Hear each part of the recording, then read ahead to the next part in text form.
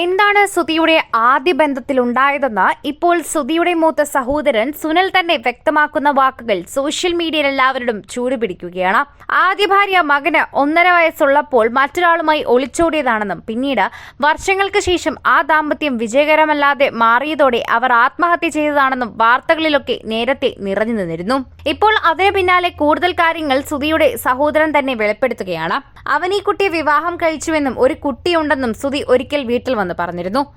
എല്ലാവരും സമ്മതിക്കാനായി ഇവരുടെ മരിച്ചുപോയ സഹോദരന്റെ പേരാണ് കുട്ടിക്ക് നൽകിയിരിക്കുന്നതെന്നും പറഞ്ഞു. അതൊന്നും സാരമാക്കാതെ തന്നെ ആ തൃശ്ശൂരിലെ പെൺകുട്ടിയെയും കുഞ്ഞിനെയും സുധിയുടെ വീട്ടിലേക്ക് സുധിയുടെ വീട്ടുകാർ കൊണ്ടുവന്നു.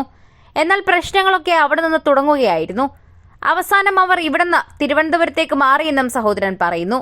അവിടെ ചെന്ന് ആ ഭാര്യ എല്ലായിടത്തും ഡാൻസിനൊക്കെ പോകുമ്പോൾ മകനെ നോക്കുന്നത് സുധിയായിരുന്നു. ഇത്തരത്തിലൊരു കഷ്ടപ്പാടുള്ളതായി അവൻ പറഞ്ഞിട്ടില്ല, മറിച്ച് അവന്റെ സുഹൃത്തുക്കൾ പറഞ്ഞാണ് ഞങ്ങൾ അറിഞ്ഞതെന്ന് അറിയുന്നു.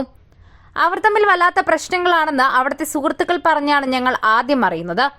അതിനുശേഷമാണ് അവനോട് ചോദിക്കുന്നതും അപ്പോൾ പ്രശ്നങ്ങൾ ഉണ്ടെന്ന് പറയുന്നു. 1.5 വയസ്സുള്ള പൊടിക്കുഞ്ഞിനെ അമ്മ ഡാൻസിന് പോകുമ്പോൾ എവിടെയും ആക്കാതെ സ്റ്റേജുകളിൽ കൊണ്ടു നടക്കുകയായിരുന്നു സുധി. ആരെയും ബുദ്ധിമുട്ടിക്കണ്ട എന്ന് ഓർത്തു തന്നെയായിരുന്നു സുധി അത് ചെയ്തത്. ആരെയും ഒന്നും അറിയിക്കുന്നതൊന്നും സുധിക്ക് ഇഷ്ടമല്ലായിരുന്നു. അതുകൊണ്ട് തന്നെയാണ് അദ്ദേഹം അങ്ങനെ ചെയ്തതെന്ന് ഇപ്പോൾ എല്ലാവരും പറയുന്നു. സോഷ്യൽ മീഡിയയിൽ ഇപ്പോൾ വൈറലാകുന്നതും സുധിയുടെ സഹോദരൻ സുനിലിന്റെ വാക്കുകളാണ്.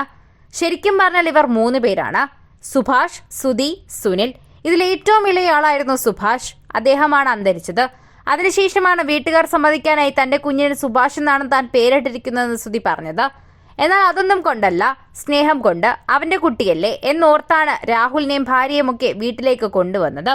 പക്ഷേ അധികം താമസിയാതെ തന്നെ അവർ കൊല്ലത്തെ വീട്ടിൽ നിന്നും തിരുവനന്തപുരത്തേക്ക് പോയി. അവരൊരു നർത്തകിയായിരുന്നു. അതുകൊണ്ട് നൃത്യത്തിന് പ്രാധാന്യം കൊടുക്കുന്ന ഒരു സ്ഥലത്ത് തന്നെ പോകണമെന്ന് വാശിയായിരുന്നു.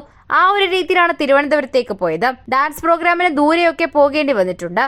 അപ്പോൾ കുഞ്ഞിനെ നോക്കാൻ സാധിക്കില്ലാത്തത് കൊണ്ട് കുഞ്ഞിനെ സുധി നോക്കുമായിരുന്നു. ഇത്തരത്തിലായിരുന്നു ജീവിതം. എന്നാൽ ആരോടും പരാതി പറയാതെ തന്റെ കുഞ്ഞിനെ താൻ പൊന്നുപോലെ നോക്കുമെന്ന് തീരുമാനിച്ച സുധിയാണ് യഥാർത്ഥ അച്ഛൻ എന്ന് എല്ലാവരും പറയുന്നു. ഇപ്പോൾ സുധിയുടെ സഹോദരൻ സുനിലിന്റെ ഈ വാക്കുകൾ തന്നെയാണ് സോഷ്യൽ മീഡിയയിൽ എല്ലാവരിലേക്കും എത്തുന്നത്. എല്ലാവരെയും കണ്ണു നനയിപ്പിക്കുന്നതും ഈ ഒരു വാർത്ത തന്നെയാണ്. ദുഃഖസഹജമായ ഒരു വാർത്ത എന്ന് തന്നെ നമുക്ക് ഇതിനെ പറയാമെന്ന് പറയുന്നു. ആദ്യ ബന്ധത്തിൽ തന്നെ വലിയ തകർച്ചയായിരുന്നു സുധിക്ക് നേരിടേണ്ടി വന്നത്. എന്നാൽ വർഷങ്ങൾക്ക് ശേഷം കുഞ്ഞിന് 11 വയസ്സുള്ളപ്പോൾ രേണു ജീവിതത്തിലേക്ക് വന്നു.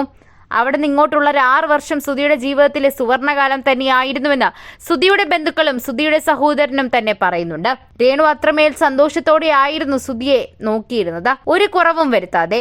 സുധിയേട്ട എന്ന് തീർത്തും വിളിക്കില്ല എന്ന് പറയാം. യാതൊരു പ്രശ്നങ്ങളും ഞങ്ങളും അവർ തമ്മിലില്ല. ഇത്രയും ദൂരത്തെ യാത്രയുടെ ബുദ്ധിമുട്ടുകൾ മാത്രമാണ് ഉള്ളതെന്ന് സുധിയുടെ സഹോദരൻ സുനിൽ പറയുന്നുണ്ട്. കൂടുതൽ സിനിമ, സീരിയൽ, ചാനൽ വാർത്തകൾക്കും നിങ്ങളുടെ പ്രിയപ്പെട്ട താരങ്ങളുടെ എക്സ്ക്ലൂസീവ് അഭിമുഖങ്ങൾക്കുമായി സബ്സ്ക്രൈബ് ചെയ്യാൻ മറക്കല്ലേ.